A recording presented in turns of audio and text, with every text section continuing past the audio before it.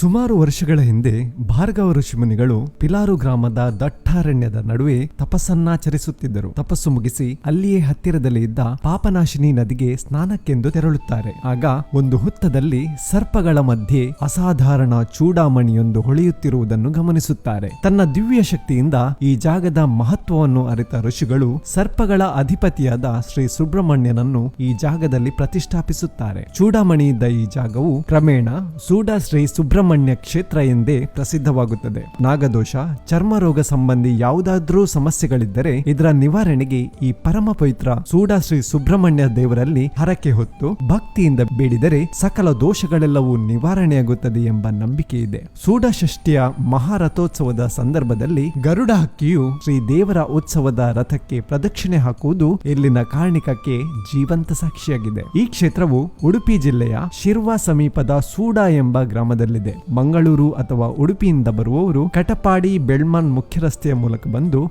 ಈ ಕ್ಷೇತ್ರಕ್ಕೆ ಭೇಟಿ ನೀಡಬಹುದು.